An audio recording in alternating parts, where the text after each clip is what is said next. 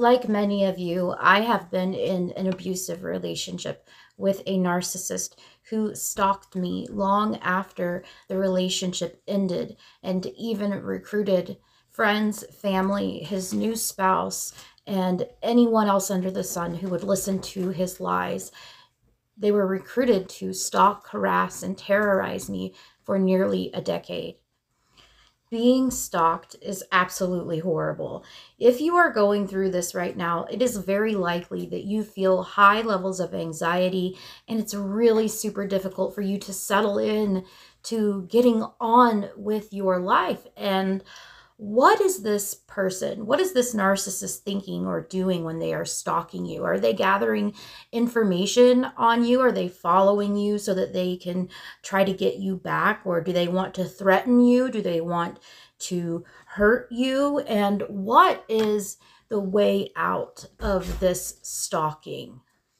Over the years, I have had so many people come to me saying, I know that my ex-narcissist is watching me and trying to find out information about me. I cannot be on social media. I can't do anything in public anymore. And this is my answer to that. And this has always been my answer to that. Don't hide from the narcissist. Your greatest goal is to love your life truthfully and authentically. And I truly believe that you can do this regardless of your case and your circumstances, even if you are going through a custody or a property settlement, such as I am, and you are parallel parenting if there's parental alienation involved. Of course, block the narcissist from your life on all social media platforms, and especially if you don't have kids. This is about boundaries, and you can't dim yourself down. You can't repress or shut down. This is exactly the energy where the narcissist has you, wants you, and can torment the hell out of you energetically and physically. So don't feed him or her emotional energy in the way of fear, defenses, and resentment. Instead, get that total detachment and indifference feeling. That is where your true power really lies. Here and back in the times of my absolute terror, before I realized what was going on, and the emotional fear and the horror of being stalked and not being believed, and my ex-husband being in law enforcement, so there was no help from law enforcement. And I finally realized that I could not live on my knees. I had to live on my feet and clear all of the trauma that I could about this, because if you've been stalked, you understand that you live in a constant state of what if. You don't know if you're still being stalked or not, and you're constantly wondering, am I still being stalked? So purposefully and determinedly, I imagined what it would feel like to have my ex and his wife follow me, approach me, and be anywhere that I was. And I shifted around that trauma until I felt absolutely nothing about it whatsoever. And that is when it stopped, when I began to become indifferent. And the terror campaign ended. At least it has for me, and it could not have gone any other way, because this is the law of so within and so without. And I used to be working on a faulty and painful belief that in truth I had carried all of my life, that I wasn't safe in life, and that people can destroy me, and if I don't hide, I will be annihilated. And now I am grateful that I was stalked by my ex-narcissist and his wife and suffered insane levels of fear in order to find and face the traumas with the recovery route of narcissistic abuse recovery. And in reality, this had been haunting me nearly half of my life and not allowing me to shine in my life as I wanted to. The gift that you truly have to look forward to is when you do the same. Is this ringing any bells for you? I hope it is, because I hope it is resonating deeply and clearly within you, and that the truth, it really does have a way of doing that. Please understand that you have the power inside of you to create any universe in the way that your outer universe will respond. And when people who used to hurt you can no longer energetically connect to you, they are removed again because of so within, so without. So if you know that it's time to get off of your knees, heal, and live this life on your feet as your true self with no more fear, I can show you exactly how to do that. So if you are being stalked, my situation is a rare situation, maybe not so rare, where my ex-husband is a police officer, so I cannot call the police.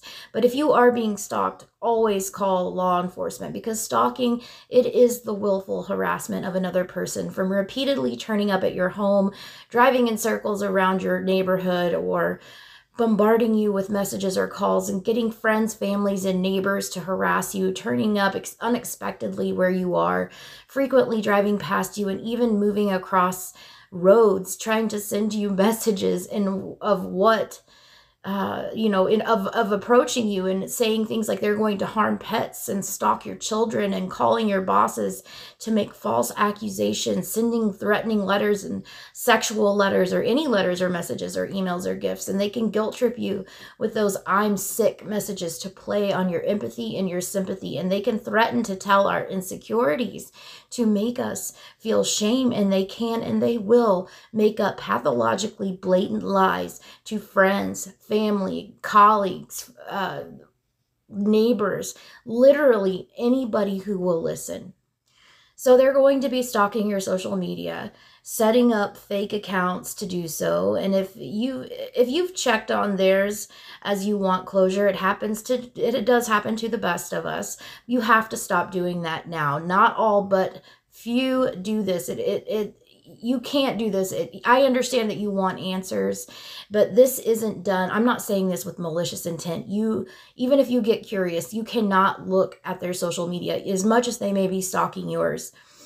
There are always malicious intentions behind every move that a narcissist makes, especially when they are stalking somebody. Stalking is when the narcissist is trying to intimidate you and restrict your freedom to keep control over yourself. They are messing with your free will. Stalking often causes emotional and psychological harm in the target, and this is what they want. You usually end up living in a constant state of fear. You're back in that state of fight or flight all of the time. And those who continually stalk most often do suffer from a personality disorder. But not all narcissists stalk, because some are too lazy to stalk. However, a lot of them will, more than you would ever imagine. Like I mentioned, I have been stalked by my ex-husband and my ex-husband's current spouse for nearly a decade now. And these people, they have the personality traits of feeling like they are entitled.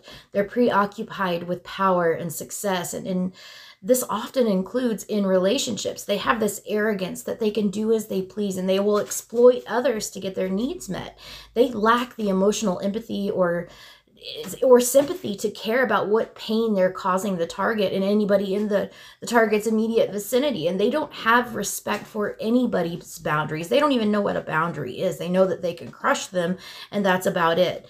What's mine is mine, according to the narcissist, as they often view people as objects, and if they want it, they believe they should have it. If they are envious of another, which is another trait of this disorder, they will go all out to destroy somebody. And most abusers who are stalkers often have a substance abuse problem and will be addicts to at least one of the following drugs: alcohol, gambling, porn, addiction to people, addiction to having the best of whatever they can, or extreme jealousy, retroactive jealousy. When somebody, especially their target, they perceive them to have something better or be doing something better. Being stalked by a narcissist can bring an extreme level of anxiety when our anxieties are already at a high from all of the abuse. It's natural for our brains to want to protect ourselves, and unfortunately, sometimes it works against us, and we can exaggerate the danger within our own minds, making our anxieties worse. And this has been a really big problem with the aftermath of my stalking. We can become fearful of an online friend request, our friend request, and going out in case they turn up. Gang stalking is another genuine issue when dealing with certain narcissists, such as my own my ex-husband. And this is also on a different level depending on what kind of narcissist you're dealing with. It can become difficult to know who to trust, and anyone that you suspect, you tell them a different story about yourself, and you see what one the narcissist finds out about. Because stalking, it is serious, and you need to stay safe. Trying to talk with others who understand to give you the correct perspective is probably the best thing that you can do while trying to stay safe. I know when I have been in the most dangerous points of the stalking campaign against myself, the police gave me a long list of things such as which room to barricade my children and myself in, and how to get in my car, lock the doors, and strap my children in. If I saw the stalker went out, to go straight into a store and to call the police. And when we are full of anxiety, it can keep us locked in, worsening that anxiety just on a feedback loop. And it's an OCD, checking if the doors are locked or not. If we are, we have to be careful in every single step we make. And there is no wrong in being prepared and keeping yourself safe. You just have to make sure that it's not preventing you from living. And stalking, it is against the law, whether the police help you or not. However, getting the evidence for law enforcement to do something is tricky. So you have to have receipts.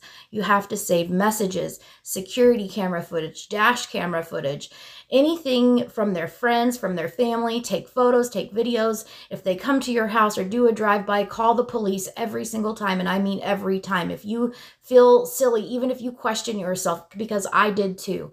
And I had to ask myself why, and the police asked me why I hadn't already called the police, but I guess they didn't understand, or maybe they already knew that the stalking was going on, because my ex is law enforcement. And this was actually done in front of my stalker.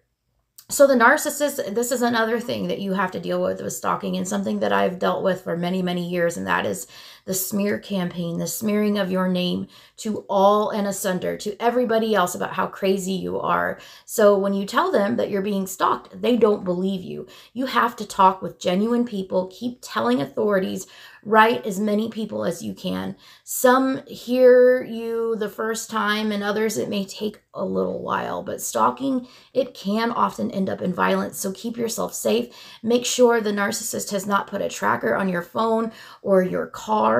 And the same for, like I said, for tracking devices in your car. And keep your phone charged at all times. Stay vigilant.